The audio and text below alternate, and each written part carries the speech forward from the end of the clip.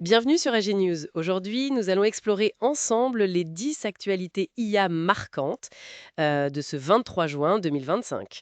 Alors on le sent bien, hein, l'IA, elle est plus juste dans les labos maintenant, elle débarque dans le monde réel et ça crée pas mal de friction, on pourrait dire. C'est assez fou de suivre le rythme en fait. Ah oui, tout à fait. C'est une vraie ère de friction. Et ces frictions, elles se manifestent sur plusieurs plans. On a la géopolitique, bien sûr, le côté légal et économique, l'éthique, le social et évidemment la sécurité. Et justement, les actus d'aujourd'hui, elles vont nous donner des exemples concrets de tout ça, j'imagine. Exactement. On va voir comment ces tensions se jouent au quotidien. Allez, on commence par la géopolitique. Cette alliance Mistral AI et Nvidia, cloud souverain européen. Ça sonne bien, hein, c'est ambitieux. C'est très ambitieux, oui. Mais euh, c'est là qu'on voit le premier paradoxe, en fait. On affiche une volonté de souveraineté logicielle européenne, ce qui est super, Oui. mais pour ça, on s'appuie massivement sur du matériel américain. Nvidia, on parle de 18 000 plus Blackwell, c'est pas anodin. 18 000. Ah oui, effectivement, c'est énorme comme dépendance. Voilà. Donc c'est une sorte de souveraineté un peu déléguée, si tu veux. C'est pragmatique, on peut le comprendre. Mais ça montre bien cette dépendance matérielle. C'est un équilibre délicat. D'accord, je vois. Une tension intéressante. Et côté sécurité alors, ça chauffe aussi apparemment, WormGPT qui fait son retour. Oui, c'est ça. WormGPT, cette IA un peu conçue pour le côté obscur, pour les cybercriminels. Et là, la nouveauté, c'est qu'elle utiliserait les accès, les API de modèles commerciaux très connus comme Grok de XAI ou Mixtral de Mistral AI. Comment c'est possible ça, hein? Ils arrivent à détourner ces outils? Bah oui, c'est un peu l'industrialisation du cybercrime. Plutôt que de tout recréer, ils exploitent la puissance de modèles existants. Souvent, ils trouvent des failles, des moyens de contourner les sécurités mises en place par les développeurs. Le jailbreaking, c'est ça? Exactement, c'est un peu le même principe que déverrouiller un smartphone pour lui faire faire des choses non prévues. Et ça, évidemment, ça met une pression énorme sur les entreprises comme Mistral ou XAI pour boucher les trous. Oui, on imagine. Ça fait un peu peur quand même. Autre friction légale cette fois. Apple, poursuivi par ses propres actionnaires. Oui, alors ça, c'est potentiellement assez lourd de conséquences. Les actionnaires attaquent Apple pour tromperie, en gros. Ils estiment que la communication sur les capacités réelles de l'IA de Siri était trop optimiste. La fameuse hype autour de l'IA dont on parle souvent. C'est ça, la com qui dépasse un peu la réalité technique du moment. Et là, ça pourrait avoir des conséquences légales très concrètes. Si les actionnaires gagnent, ça pourrait inciter toute l'industrie à être beaucoup plus prudente dans ses annonces. Une sorte de dette de communication qui pourrait coûter cher. Voilà, exactement. Le marketing rattrapé par le juridique. C'est un nouveau risque pour l'innovation. Ok.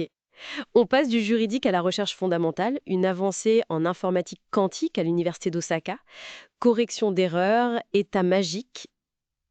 Ça a l'air pointu. C'est pointu, mais l'idée derrière est assez maligne et potentiellement très importante. En gros, les ordinateurs quantiques, ils font beaucoup d'erreurs.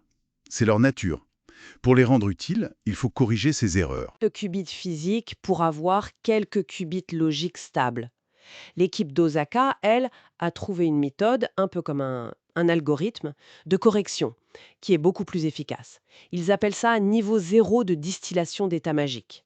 Ok, niveau zéro, ça veut dire plus simple, plus efficace. Ouais, ça demande beaucoup moins de ressources physiques pour obtenir la même capacité de calcul fiable. C'est comme si, pour un correcteur orthographique, au lieu d'avoir un dictionnaire énorme, tu avais une règle de grammaire super astucieuse qui fait presque tout le boulot.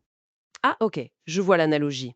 C'est prometteur pour l'avenir du quantique alors. Ça pourrait vraiment accélérer les choses, oui. Rendre les ordinateurs quantiques, tolérants aux pannes, plus accessibles, plus tôt. Intéressant. Retour sur le terrain légal, mais en France cette fois. La CNIL qui s'intéresse de près au web scrapping, le fait de collecter des données sur le web pour entraîner les IA. Oui, la SNIL vient de publier ses lignes directrices, et elles sont assez strictes. Ils insistent beaucoup sur le respect des indications techniques laissées par les sites web, comme le fameux fichier robots.txt, qui dit aux robots ce qu'ils ont le droit de collecter ou non. Donc si un site dit non, l'IA ne peut pas venir piocher. En théorie, c'est ça. La SNIL base son approche sur l'intérêt légitime de l'entreprise qui collecte. Mais cet intérêt légitime ne doit pas primer sur les droits des personnes ou les volontés des éditeurs de sites. C'est une tentative d'équilibre, typiquement européenne, entre encourager l'innovation et protéger les droits fondamentaux. Et ça pourrait freiner les entreprises françaises ou européennes par rapport aux Américains ou Chinois, non? C'est le risque, oui. Ça pose un défi supplémentaire pour développer des IA compétitives en Europe si l'accès à la donnée brute est plus contraint. C'est un débat constant. Équilibre délicat, encore une fois. On passe à l'éthique maintenant, avec une voix assez particulière, le Vatican, qui s'inquiète de l'impact de l'IA sur les jeunes. Oui, le Vatican a publié un document qui met en garde. Le message principal, c'est de ne pas confondre l'accès à une quantité immense de données, ce que permet l'IA, avec la sagesse, le discernement. Accès aux données n'est pas sagesse. C'est une bonne formule. Exactement. Il y a une vraie préoccupation sur la manière dont ces technologies peuvent influencer le développement des jeunes, leur rapport à la vérité, leur capacité de réflexion critique. Ils appellent à une gouvernance éthique forte, centrée sur la dignité humaine et pas seulement sur l'efficacité ou le profit. Un rappel important à l'heure où tout s'accélère. Et cette tension entre l'humain et la machine, on la retrouve aussi chez Wikipédia, les contributeurs qui se sont rebellés. Ah oui, c'est fascinant ça. La fondation Wikimedia avait un projet pilote pour intégrer des contenus générés par IA dans Wikipédia. Et là, levée de bouclier des éditeurs bénévoles, ceux qui font Wikipédia au quotidien. Ils n'en veulent pas. Non. Ils défendent le principe de la curation humaine, de la vérification par des experts ou des passionnés. Ils soulignent les limites actuelles des IA. Elles peuvent générer des erreurs, des hallucinations, manquer de neutralité, avoir des biais. Et ils ont eu gain de cause. Apparemment, oui, le projet a été mis en pause. C'est une belle illustration de la gouvernance communautaire qui résiste à une décision venue d'en haut et qui défend une certaine idée de la fiabilité et de la connaissance construite par l'humain. Intéressant de voir ces résistances. Pendant ce temps, d'autres adoptent l'IA, comme l'administration américaine. La FDA, l'agence du médicament, lance ELSA. Oui, ELSA, c'est un outil d'IA interne développé pour aider les équipes de la FDA à analyser les données, à examiner les dossiers. L'objectif, c'est clairement la modernisation, le gain d'efficacité. On imagine que ça peut aider vu la masse d'informations à traiter. Mais il y a des questions qui se posent, non? Bien sûr, la première, c'est la confiance. Comment s'assurer que l'IA ne commet pas d'erreurs critiques? Comment garantir la transparence? Si une décision réglementaire importante est influencée par ELSA, qui est responsable en cas de problème? C'est le défi de la boîte noire de l'IA dans des domaines sensibles. La responsabilité, toujours cette question clé. On revient à la sécurité pour finir le tour d'horizon, avec du cyberespionnage russe, cette fois, APT-28. Oui, le groupe APT28, connu pour être lié au service de renseignement russe. Une nouvelle campagne a été détectée et elle ciblerait spécifiquement la logistique de l'aide à l'Ukraine. La logistique. Pourquoi la logistique? Parce que c'est devenu un air de la guerre moderne. Connaître les itinéraires, les stocks, les points de passage de l'aide militaire ou humanitaire, c'est une information stratégique cruciale. Ça montre que le cyberespace est vraiment un théâtre d'opération à part entière. Et que même des entreprises de transport ou d'entreposage deviennent des cibles de niveau quasi militaire. Exactement. Leur cybersécurité devient un enjeu de défense nationale presque. Ça change la perception des infrastructures critiques. Impressionnant. Et pour finir sur une note peut-être un peu plus constructive technologiquement, PECOOT, une nouvelle IA pour détecter la désinformation. Oui, PCOT pour Persuasion, Cognitive Techniques, Ontology. C'est une approche assez innovante. Au lieu de se concentrer uniquement sur la véracité des faits, le fact-checking classique, cette IA analyse comment un message essaye de nous convaincre. Elle cherche les techniques de manipulation, c'est ça? Voilà. Elle essaie d'identifier les appels excessifs à l'émotion, les arguments fallacieux, les techniques de persuasion connues pour être manipulatrices. L'idée, c'est d'aller au-delà du vrai-faux pour détecter l'intention de désinformer. Ça pourrait être utile pour la modération de contenu ou l'éducation aux médias? Potentiellement, oui, ça pourrait donner des outils plus fins. Mais la limite est subtile, hein. Où s'arrête la persuasion légitime et où commence la manipulation? C'est une question complexe, même pour une IA.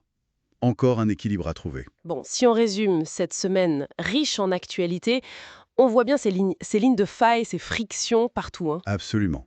On a vu la tension entre l'ambition de souveraineté et la réalité de la dépendance matérielle, entre l'ouverture technologique et les risques de sécurité, le détournement malveillant. On a vu la régulation qui essaye de suivre, comme avec la CNIL, mais qui peine peut-être face à la vitesse de l'innovation. Les promesses marketing qui se heurtent au réel, et même au juridique avec Apple. Et puis, cette tension fondamentale entre l'efficacité promise par les algorithmes et les valeurs humaines, que ce soit l'éthique soulevée par le Vatican, la défense de la curation humaine par Wikipédia, ou les questions de confiance et de responsabilité avec la FDA. C'est vraiment ça l'IA qui sort du labo et qui bouscule tout. C'est exactement ça. Et suivre ces frictions, c'est essentiel pour comprendre où va notre avenir numérique. Quelle place on veut vraiment laisser à l'humain dans ce nouveau paysage? Et la question qui reste, peut-être, c'est comment on définit une IA qui soit vraiment bénéfique? Au-delà de la performance pure, quels sont les critères importants pour nos sociétés? C'est toute la question. Et elle est loin d'être tranchée. On continuera d'en parler, c'est sûr. Retrouvez-nous demain à 18 h pour les News IA du 24 juin 2025.